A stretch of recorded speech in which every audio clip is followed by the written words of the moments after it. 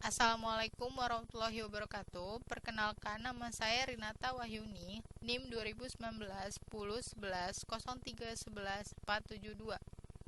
Absen nomor urut 62 dari kelas Hukum Pidana E akan menjelaskan unsur-unsur tindak pidana.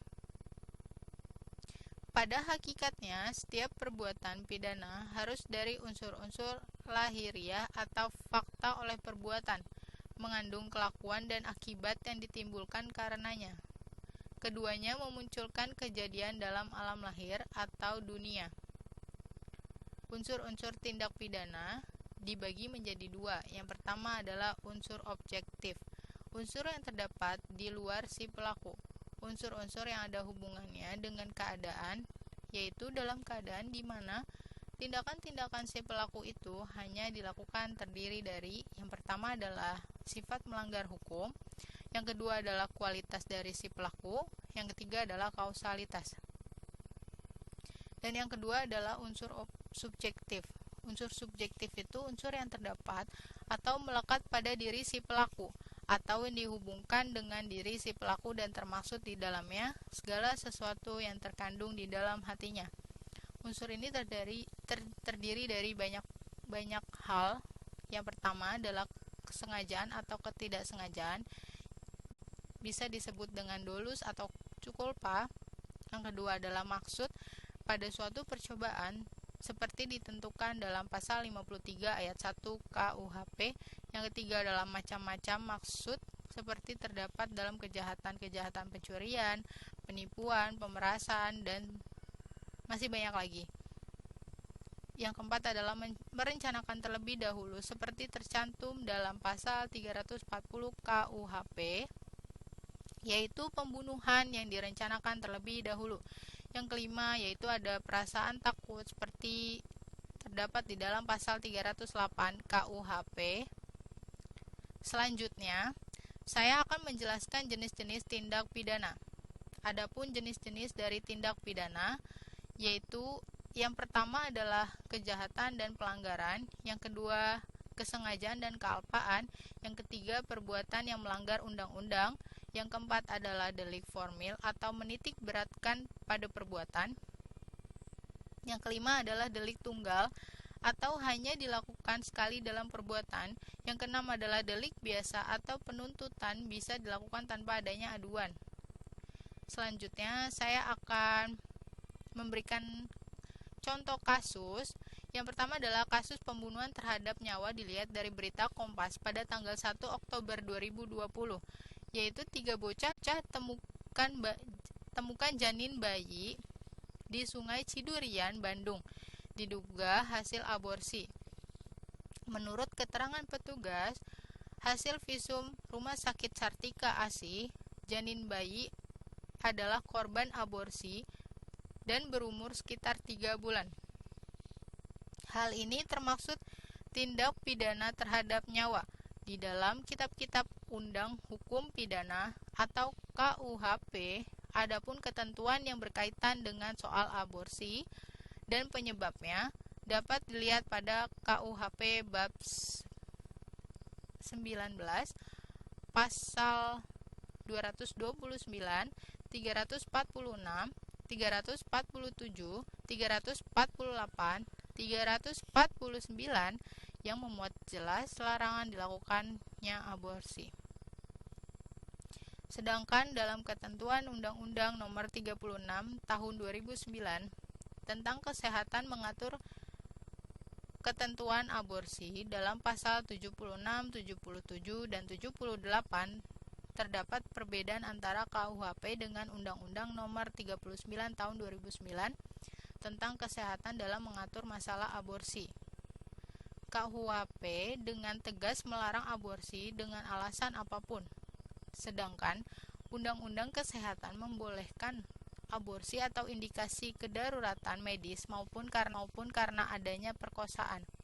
Selanjutnya, yaitu ada kasus penganiayaan dilihat dari berita Kompas pada tanggal 24 November 2020, yaitu ibu kandung aniaya balita di Ciputat ingin cari perhatian suami hingga berujung dibui. Kasus tersebut salah satu jenis penganiayaan oleh undang-undang yaitu penganiayaan berat ialah dirumuskan dalam pasal 354 sebagai berikut.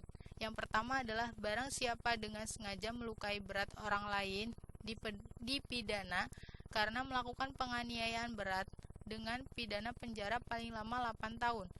2. Jika perbuatan itu mengakibatkan kematian, yang bersalah dipidana dengan pidana penjara paling lama 10 tahun.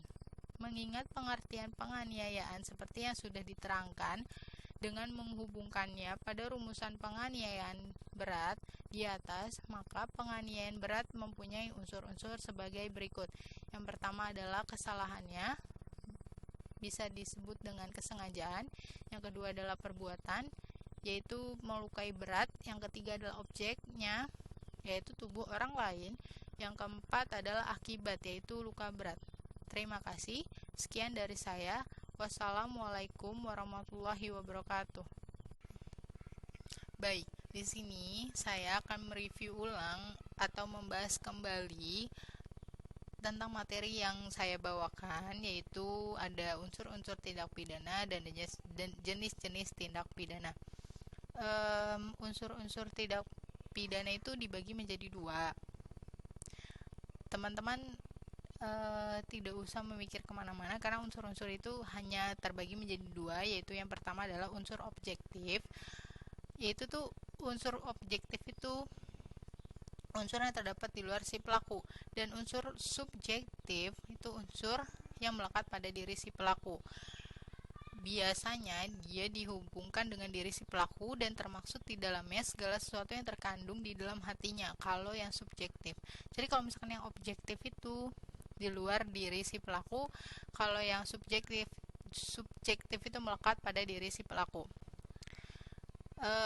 Kalau misalkan unsur subjektif itu terdiri dari banyak sekali unsur. Yang pertama adalah, selanjutnya saya akan membahas jenis-jenis tindak pidana. Yang saya bahas ini, yang pertama adalah jenis-jenis pada perumusannya, yaitu ada delik formil dan delik material. Tindak pidana formil adalah tindak pidana yang dirumuskan sedemikian rupa sehingga memberikan arti bahwa inti larangan yang dirumuskan itu adalah melakukan suatu perbuatan tertentu. Perumusan tindak pidana formil tidak memperhatikan dan atau tidak memerlukan timbulnya suatu akibat tertentu dari perbuatan sebagai syarat penyelesaian tindak pidana, melainkan semata-mata pada perbuatannya. Misalnya pada pencurian, pasal 362 KUHP, untuk selesainya pencurian digantungkan pada selesainya perbuatan mengambil. Sebaliknya dalam perumusan tindak pidana material, inti larangan adalah pada menimbulkan akibat yang dilarang.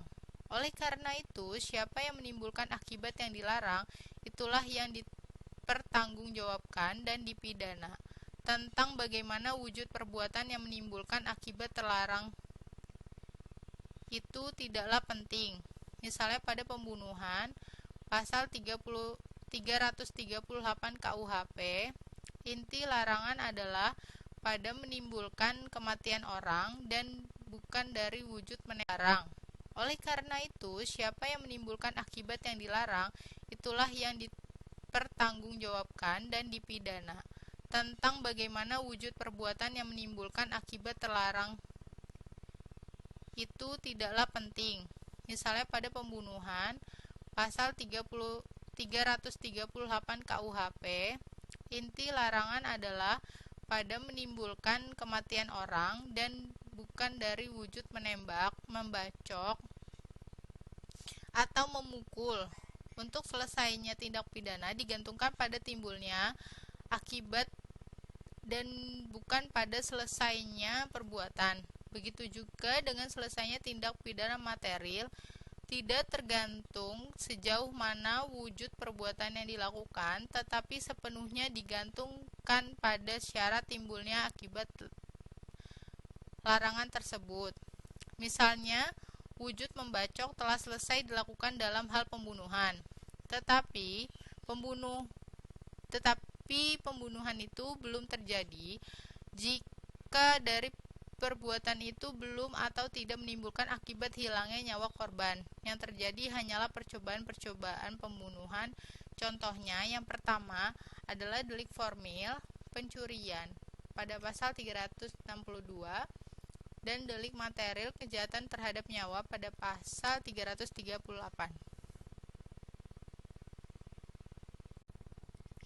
Selanjutnya, ada jenis-jenis tindak pidana berdasarkan kesalahan. Sama, dibagi menjadi dua juga. Yang pertama adalah delik sengaja, dan yang kedua adalah delik kelalaian. Tindak pidana sengaja, dolus delictan, adalah tindak pidana yang dalam rumusannya dilakukan dengan kesengajaan atau ada unsur kesengajaan. Sementara itu, tindak pidana culpa, culpose delictan, adalah tindak pidana yang dalam rumusannya mengandung unsur kealpaan. Dalam suatu rumusan tindak pidana tertentu ada kalanya kesengajaan dan kealpaan dirumuskan secara bersama atau ganda. Maksudnya ialah dapat berwujud tindak pidana kesengajaan dan kealpaan sebagai alternatifnya. Misalnya unsur yang diketahui atau sepatutnya harus diduga. Dilihat dari unsur kesalahannya di sini. Ada dua tindak pidana, yaitu tindak pidana sengaja dan kealpaan yang ancaman pidananya sama atau kedua tindak pidana ini dinilai sama beratnya.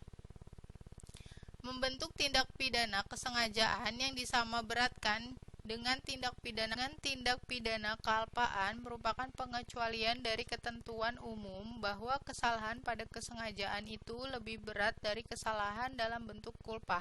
Sebagaimana dapat dilihat pada kejahatan terhadap nyawa yang dilakukan dengan sengaja diancam dengan pidana penjara maksimum 15 tahun pada pasal 338, bahkan dengan pidana mati atau seumur hidup atau sementara maksimum 20 tahun pada pasal 340 jika dibandingkan yang dilakukan karena culpa seperti pada pasal 351 ayat 3 dengan pidana penjara maksimum 7 tahun. Tindak pidana culpa adalah tindak pidana yang unsur kesalahannya berupa kelalaian, kurang hati-hati, dan tidak karena kesengajaan. Contoh-contohnya yaitu ada 3. Yang pertama adalah delik kesengajaan, diatur pada pasal 362 atau maksud, dan ada lagi yaitu pada pasal 338 atau sengaja, dan pasal 480 atau yang diketahui. Yang kedua adalah delik culpa pada pasal 334 atau karena kealpaannya, dan pasal 359 atau karena kesalahannya. Dan yang ketiga adalah gabungan atau ganda pada pasal 418 dan pasal 480. Sekarang saya akan menjelaskan apa sih tindak pidana kejahatan terhadap nyawa itu. Jadi pertama, tindak pidana kejahatan terhadap nyawa dalam KUHP itu dimuat pada bab 19 KUHP dengan judul kejahatan terhadap nyawa orang yang diatur dalam pasal 338 sampai dengan pasal 350. Dari sini kita bisa lihat bahwa tindak kejahatan terhadap nyawa itu seperti kejahatan yang ditunjukkan terhadap jiwa manusia, kejahatan yang ditunjukkan terhadap jiwa anak yang baru dilahirkan, dan kejahatan yang ditunjukkan terhadap anak yang masih dalam kandungan.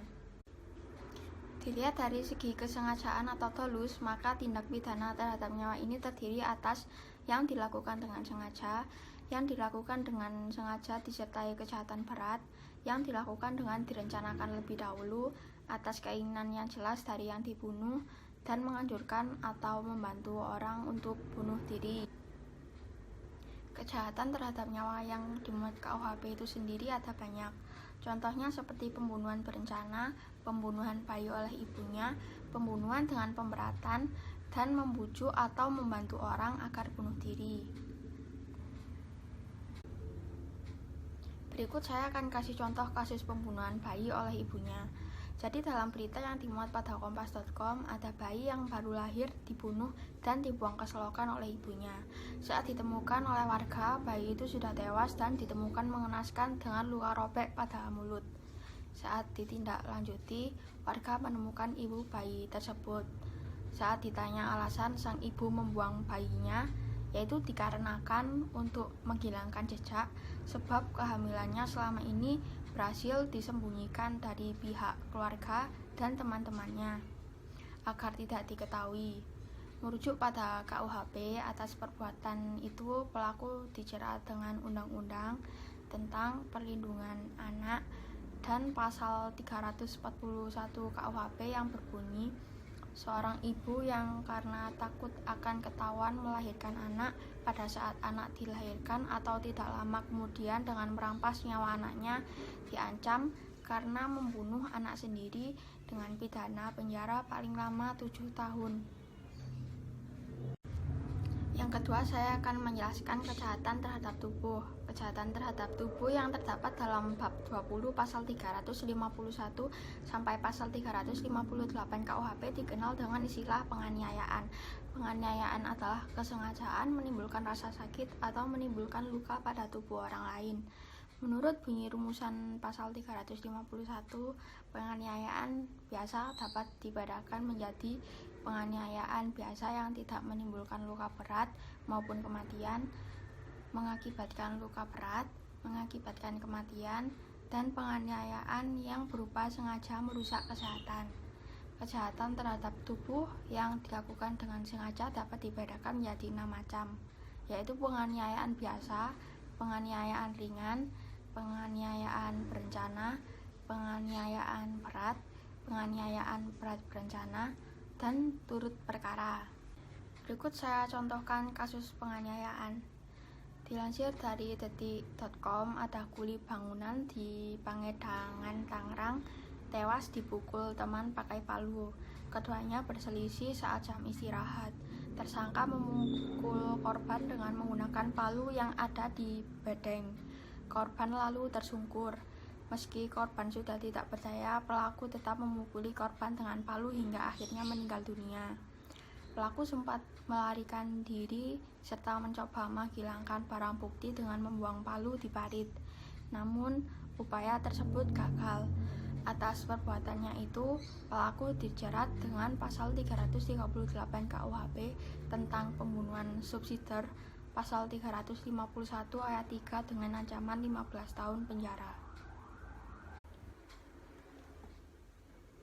Sang ibu dikenai pasal Undang-Undang Perlindungan Anak juga dikarenakan mengacu pada Undang-Undang Nomor 23 Tahun 2002.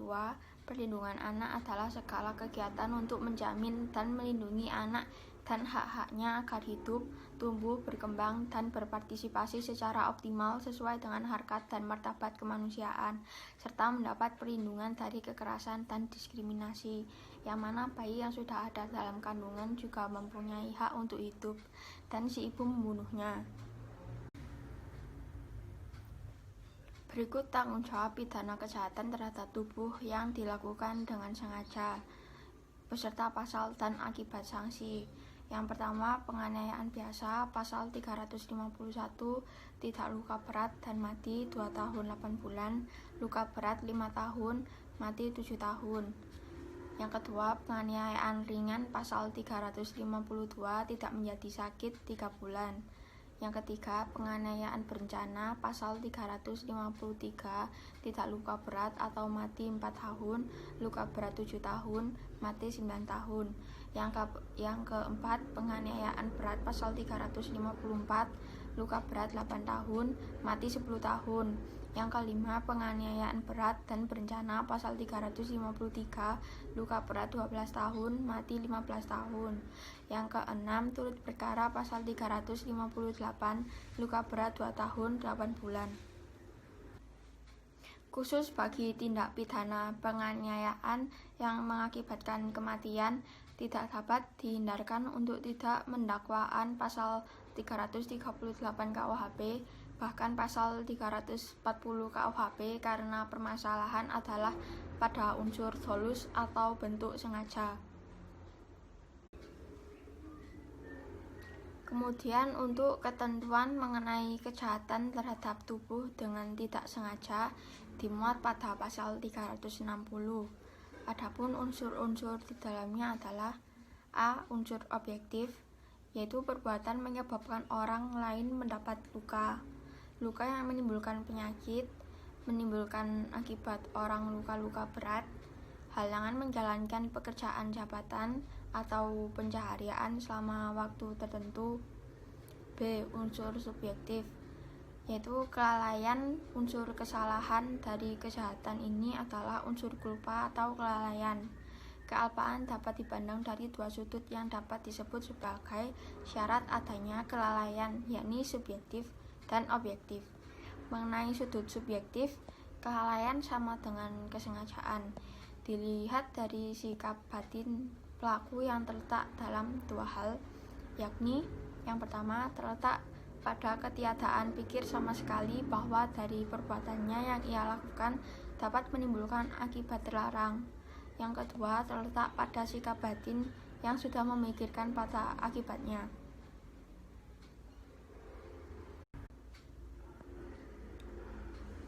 Jadi kesimpulannya yaitu kejahatan terhadap tubuh dan kejahatan terhadap nyawa mempunyai hubungan yang dekat, yakni adanya keserupaan perbuatan yang sifat dan wujudnya pada umumnya berupa kekerasan fisik.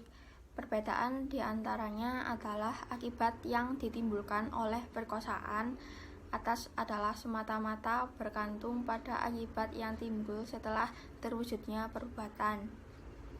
Adapun dalam penganiayaan, unsur akibatnya berupa syarat yang memperberat pidana dengan adanya akibat tertentu pada suatu delik atau delik-delik yang dikualifikasikan karena akibatnya, misalnya penganiayaan yang berunsurkan luka berat. Sekian dari saya, terima kasih. Wassalamualaikum warahmatullahi wabarakatuh.